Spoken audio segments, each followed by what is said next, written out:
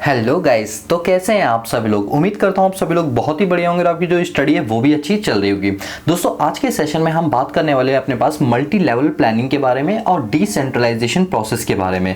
आपने अक्सर अपने पास ये तो सुना ही होगा कि हमारे पास ना इकोनॉमिक को डेवलप करने के लिए हमने कई सारे प्लान्स बनाए, उसमें मल्टी लेवल प्लानिंग्स को इंट्रोड्यूस किया, फिर हमने चीज़ों को डिसेंट्रलाइज किया। दोस्तों, मैं इसके बारे में आज बहुत ही डिटेल डिस्कशन करने के लिए जा रहा हूँ। तो आज का जो हमारा टॉपिक है वो है ये दो टॉपिक, मल्टी लेवल प्लानिंग का और वे टू डिसेंट्रलाइज प्लानिंग। ये दो टॉपिक आज के हम इस सेशन में करेंगे और विश्वास मानो मैं आपको कंप्लीटली ये दोनों टॉपिक अच्छे से करा दूं, इसके बाद आपको कहीं कोई दिक्कत नहीं आएगी। ठीक है, आपको बताइए हम अपने पास रमेश सिंह की बुक को फॉलो करें इंडियन इकोनॉमी को पढ़ने के लिए। हो सकता है कि आप इंडियन पॉलिटी पढ़ रहे हो, उसके अंदर ये टॉपिक आता है तो कोई दिक्कत नहीं है, दोनों में सेम टॉपिक चलेंगे। ठीक है, चलिए स्टार्ट करते हैं। तो हमारे टॉपिक का नाम है मल्टी लेवल प्लानिंग। आपको नाम से समझ आ रहा हो कि कुछ ना कुछ इसमें एक्स्ट्रा प्लान्स होंगे। हाँ, बिल्कुल सही कहा आप लोगों ने।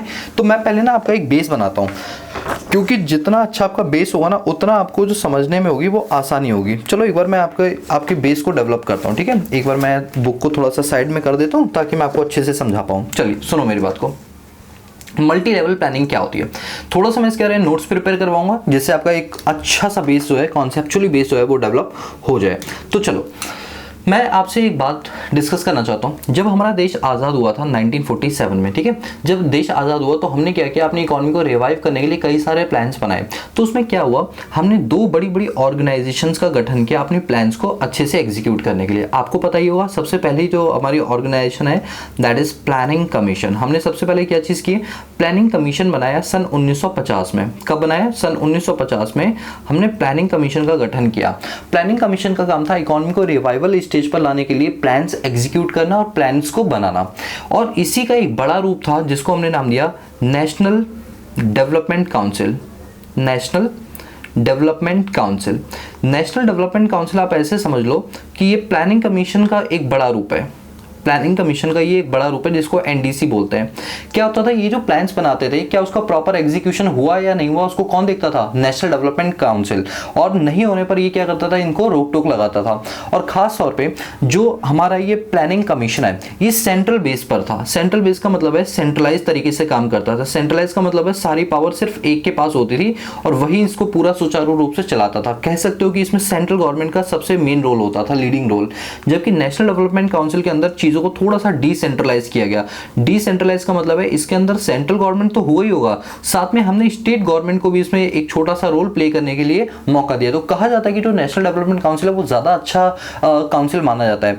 बट सबसे मेन जो रोल प्ले किया है वो नेशनल आपकी प्लानिंग कमीशन ने किया है। क्योंकि आपको पता है प्लानिंग कमीशन ने अपने पास 3 बड़े बड़े मेजर प्रोजेक्ट्स चलाए जिनके चलते इंडिया में बहुत अच्छा जो है, मैं ये नहीं कहूंगा 100% हमें क्या मिला, एक पॉजिटिव फीडबैक मिला, बट हाँ बहुत हद तक इसने बहुत अच्छे से काम किया। जिसमें सबसे पहला प्लानिंग कमीशन के द्वारा बनाया गया 5 ईयर प्लान, जो पंचवर्षीय योजना थी, बहुत सक्सेसफुल रही। इंडिया को कहीं ना कहीं रिवाइवल स्टेज पर लाने में इनका सबसे बड़ा रोल रहा। फिर एक था आपका 20 प्रोग्राम प्लान, टीपीपी जिसे बोलते हैं। आपको पता है इसमें 20 प्रोग्राम्स हैं, हम ऑलरेडी लास्ट क्लास में डिस्कस कर चुके हैं, आप हमारी पीछे की वीडियोस देख सकते हैं। और इसके बाद एक था आपका एमपी लैड्स। एमपी लैड्स का मतलब क्या था, member of parliament local area development scheme. इसके तहत 5-5 करोड़ रुपए हर एमपी को दिए जाते थे अपने लोकल एरियाज के इश्यूज को रिजॉल्व करने के लिए। तो ये 3 जो प्लान थे ये सेंट्रल लेवल के प्लान थे जो कि प्लानिंग कमीशन ने किए। जिसके बाद हमने देखा कि इकोनॉमी में हाँ रिवाइवल आया, नो डाउट रिवाइवल आया, लेकिन जो रिवाइवल हम सोचे थे 100% की रेट से, तो वो 100% की रेट से नहीं आया, बट हाँ 70-60% हाँ रिवाइवल आया इकोनॉमी के अंदर। बट क्या हुआ कि जो नेशनल डेवलपमेंट काउंसिल है इसने ये कहा कि भाई जो प्लानिंग कमीशन काम करता है वो सेंट्रलाइज लेवल पे काम करता है। इससे कई सारे इश्यूज होने लगते थे कि इसके अंदर स्टेट गवर्नमेंट बोलती थी कि आप जो 5 ईयर प्लान बना रहे हो वो आप ओवरऑल इकोनॉमी को देखकर बना रहे हो। हमारी इकोनॉमी के अंदर जो कोस्टल एरिया से वेस्ट बंगाल हो गया, आसाम हो गया, ये जो इलाके हैं इनमें जो डेवलपमेंट रेट है वो बहुत कम है। जबकि आप यूपी बिहार की बात करें वहां थोड़ा डेवलपमेंट ज्यादा है। क्यों? क्योंकि रीजनल डिस्पैरिटीज पाई जाती है, रीजनल डिस्पैरिटीज पाई जाती है, जिसके चलते कुछ एरियाज तो बहुत ज्यादा डेवलप होते हैं, कुछ नहीं हो पाते। तो ऐसे में स्टेट गवर्नमेंट का भी रोल होना बहुत ज्यादा जरूरी है। ये बात किसने अप्रोच की, नेशनल डेवलपमेंट काउंसिल है। और तब से सेंट्रल गवर्नमेंट और स्टेट गवर्नमेंट ने दोनों ने मिलकर ये काम करना शुरू किया। और यहां से नेशनल डेवलपमेंट काउंसिल से एक सबसे बड़ा प्लान निकल के आता है, दैट इज डिसेंट्रलाइजेशन। इन्होंने जो फोकस किया वो डिसेंट्रलाइजेशन पे फोकस किया और कहा कि जो आपके पास पावर है उसको डिफरेंट डिफरेंट सेगमेंट्स के अंदर क्या कर दो, बांट दो। जैसे कि आप जानते हैं हमारे पास 28 स्टेट्स हैं और 8 यूनियन टेरिटरीज हैं, जिसे यूटी बोलते हैं। इन 28 स्टेट में 28 स्टेट गवर्नमेंट है। कितनी है? 28 स्टेट गवर्नमेंट है। और 8 यूनियन टेरिटरी में 2 जगह तो आपकी गवर्नमेंट है, और जैसे दिल्ली और पुडुचेरी, और बाकी जो 6 इलाके हैं, क्योंकि 8 यूनियन टेरिटरी ना, 6 जो है हमारे पास यूनियन टेरिटरी, उनमें एडमिनिस्ट्रेशन या जो गवर्नेंस होता है वो उनको कमान को संभालते हैं। तो कहा गया कि जो सेंट्रल गवर्नमेंट अपने प्लान्स बनाती है वो तो ओवरऑल इकोनॉमी के लिए बनाती है, कहीं ना कहीं स्टेट गवर्नमेंट का भी रोल होना बहुत ज्यादा जरूरी है। इन चीजों को इसने क्या किया? डिसेंट्रलाइज किया, पावर्स को डिस्ट्रीब्यूट किया स्टेट्स के बीच में। और यहां से एक बहुत बड़ा प्लान निकल के आता है नेशनल डेवलपमेंट काउंसिल से, और वो प्लान क्या है? जिसको बोलते हैं मल्टी लेवल प्लान्स।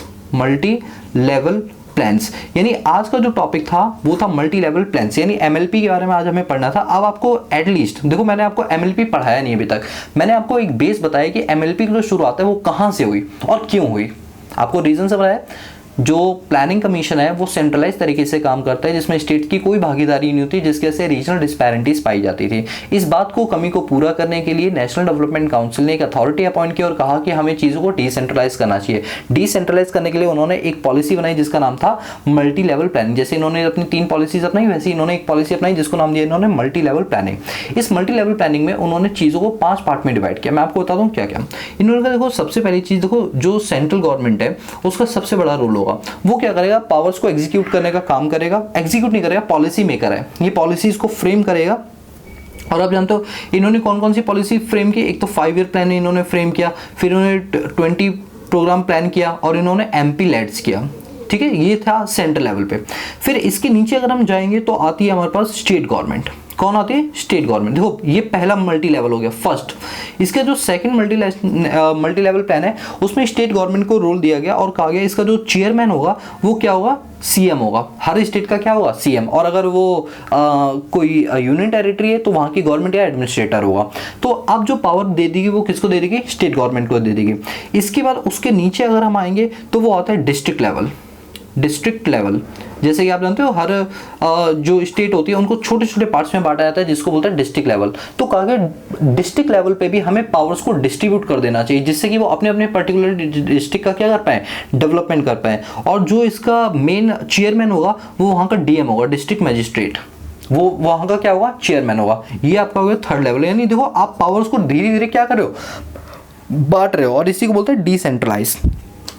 फिर डिस्ट्रिक्ट लेवल के नीचे आता है आपका ब्लॉक लेवल। ब्लॉक लेवल का मतलब होता है, जैसे आप जानते हो आपकी गलियों के भी ब्लॉक होते हैं। ए ब्लॉक में 10 गली आ रही हैं, बी ब्लॉक में 5 गली आ रही है, इस टाइप से ब्लॉक होते हैं ना। तो इन्होंने डिस्ट्रिक्ट को भी ब्लॉक्स में डिवाइड किया। ब्लॉक्स में जब उसने डिवाइड किया तो कहा गया कि भाई अपने अपने ब्लॉक्स की क्या करो? आप डेवलपमेंट करो, जिसको 4th स्टेज बोला गया, 4th मल्टी लेवल स्टेज बोला गया। और फिर ब्लॉक्स के बाद इसको लोकल लेवल पे, लोकल लेवल का मतलब है कि आप उसमें छोटे छोटे एरियाज होते हैं। जैसे आप जानते हो ना कि ब्लॉक्स के अंदर भी एरिया होते हैं जिनके नाम, जैसे मान लो आपका द्वारका हो गया, आपका नसीरपुर हो गया, आपका जनकपुरी हो गया। इस टाइप से उन्होंने क्या किया? लोकल एरियाज में उसे डेवलप किया, और इसको बोला गया 5th स्टेज। तो इस तरीके से गवर्नमेंट ने 5 स्टेजेस के अंदर चीजों को डिवाइड किया, और इन्हीं 5 स्टेज को हमने पॉपुलरली नाम दिया एमएलपी, मल्टी लेवल प्लानिंग। आप समझिए डिसेंट्रलाइज का इसमें क्यों का था? इन्होंने चीजों को डिसेंट्रलाइज किया। डिसेंट्रलाइज का मतलब होता है अपनी पावर को अलग अलग लोगों में बांटा। तो कहा गया कि सेंट्रल गवर्नमेंट को अगर हम बोलेंगे कि वो पब्लिक के लिए कोई प्लान करे, तो सेंट्रल गवर्नमेंट को नहीं पता ग्राउंड लेवल पे क्या दिक्कतें चल रही हैं, इसीलिए उन्होंने पावर को धीरे धीरे नीचे की ओर डिस्ट्रीब्यूट किया। ये अप टू डाउन अप्रोच है, sorry down to up. Down to up का मतलब होता है कि नीचे से स्टार्ट करते करते ऊपर तक पहुंचेंगे, ये अप्रोच ये बोलती है। और विश्वास मानो ये अप्रोच बहुत ही अच्छी अप्रोच है। इससे कहीं ना कहीं डिसेंट्रलाइजेशन की वजह से हमारी इकोनॉमी के अंदर एक अच्छा रिवाइवल देखने को मिला और एक अच्छी डेवलपमेंट देखने को मिली, और इसी को हम बोलते हैं अपने पास मल्टी लेवल प्लानिंग। बोलो क्लियर हुआ? ये सर बिल्कुल क्लियर हुआ। तो अब मैं आपको इस बुक से रीडिंग लगवाता हूँ, जिससे आपको अब समझने में आसानी हो जाएगी। देखो, जब हम अपना बेस बना लेते हैं तो चीज़ें हमारी ईजी हो जाती है। देखो, ये सब आपको कुछ नहीं पढ़ना, ठीक है। मैं रमेश सिंह की बुक को फॉलो कर रहा हूँ, याद रखना। वैसे भी मैंने आपको बताया था, मैं ये पूरी की पूरी रमेश सिंह करा रहा हूँ, 21 के 21 चैप्टर। यही हमारी सीरीज है, प्लेलिस्ट में जाके आप देख सकते हैं। इसके अंदर देखो, मैंने भी आपको बताया था 5 लेवल होते हैं। फर्स्ट लेवल को क्या बोलते हैं? Central level planning. इसके अंदर क्या होता है? देखो, सेंट्रल गवर्नमेंट इसमें इनिशिएट करती है। जैसे आप जानते हैं 5 ईयर प्लान हो गया आपका, 20 प्रोग्राम पॉइंट हो गया, और MP LAD, member of parliament local area development schemes हो गए। इसके बाद सेकंड लेवल पे कौन आती है? हमारी स्टेट लेवल, मतलब स्टेट गवर्नमेंट आती है। इसके जो चेयरमैन होते हैं वो कौन होते हैं? आपके चीफ मिनिस्टर होते हैं। तो स्टेट लेवल पे भी कुछ प्लान्स बनाए जाते हैं। इसके बाद स्टेट से नीचे कौन आता है, डिस्ट्रिक्ट लेवल। डिस्ट्रिक्ट लेवल का जो चेयरमैन होता है वो कौन होता है, डीएम, डिस्ट्रिक्ट मजिस्ट्रेट। फिर उसके नीचे कौन सा ब्लॉक आता है बताओ, block level planning. Block level planning में हमने डिस्ट्रिक्ट को छोटे छोटे ब्लॉक्स में डिवाइड कर दिया और उन ब्लॉक्स को भी हमने लोकल एरियाज के हिसाब से डेवलप कर दिया, सॉरी प्लान कर दिया, यानी लोकल लेवल प्लानिंग बना दिया। और इसी को हम बोलते हैं मल्टी लेवल प्लानिंग। ये जो 5 आप देख रहे हो ना, ये मैंने देखो पॉइंट भी इसमें लिखे हुए हैं। ये देखो first point, second point, third point, ये आपका फोर्थ पॉइंट, फिफ्थ पॉइंट, तो ये आपकी कहलाते हैं मल्टी लेवल प्लानिंग। बोलो क्लियर हुआ? यस सर, बिल्कुल क्लियर हुआ। और खास तौर पे ये हाईलाइट जो किए इसको पढ़ना कि बेसिकली जो एमएलपी बोले तो मल्टी लेवल प्लानिंग है, ये प्रमोट करता है किसको, डिसेंट्रलाइज प्रोसेस को। ये किसको प्रमोट करता है, डिसेंट्रलाइज प्रोसेस को ये प्रमोट करता है, यानी चीजों को डिवाइड कर देना अलग अलग, अपनी पावर्स को अपने हाथ में ला के डिवाइड कर देना, डिसेंट्रलाइज। देखो ये मेरी मुट्ठी सेंट्रलाइज,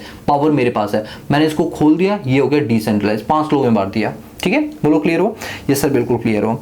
लेकिन क्या होता है, कुछ दिक्कतें फिर भी रह जाती है। देखो हमने एमएलपी बनाया, स्टिल कुछ ना कुछ प्रॉब्लम्स रह गई, तो वही लिखा हुआ है कि स्टिल कुछ ना कुछ रीजन थे जिनकी वजह से ये चीज़ें फेल हो रही थी। क्यों फेल हो रही थी?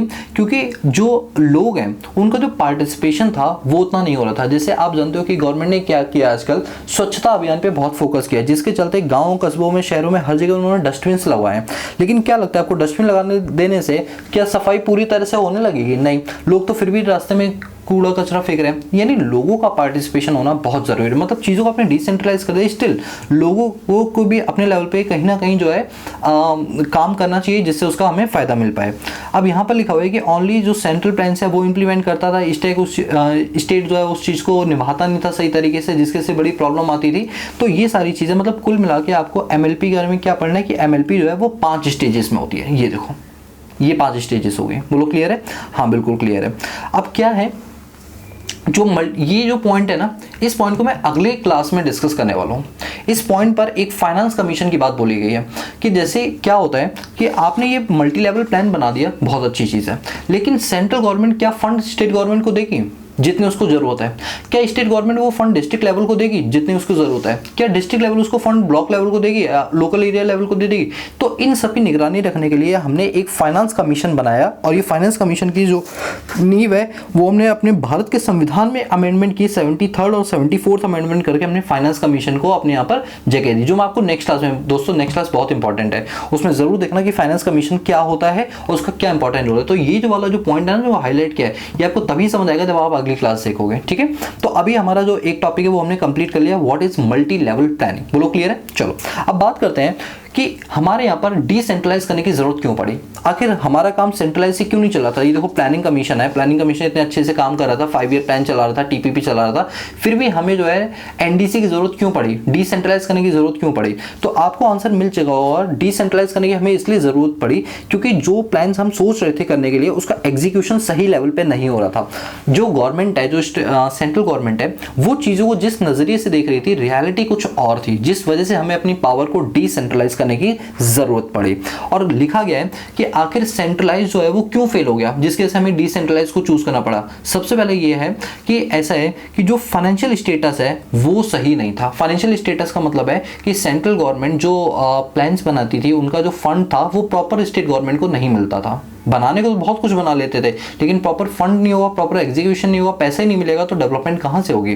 दूसरा सबसे बड़ा प्रॉब्लम था सेंट्रलाइज का कि इसके अंदर जो है चीज़ें क्लियर नहीं थी कि किसको टैक्स कितने लेवल का मिलेगा। जैसे मान लो आज हम जीएसटी करते हैं, हमें पता है जीएसटी में 2-3 टाइप के टैक्स होते हैं, सीजीएसटी, एसजीएसटी और आईजीएसटी। सीजीएसटी सेंट्रल गवर्नमेंट के पास जाएगा, एसजीएसटी का अमाउंट स्टेट गवर्नमेंट के पास जाएगा, आईजीएसटी भी सेंट्रल गवर्नमेंट के पास जाएगा, लेकिन अल्टीमेटली इसको किस में डिवाइड किया जाएगा, स्टेट गवर्नमेंट के बीच में डिवाइड किया जाएगा।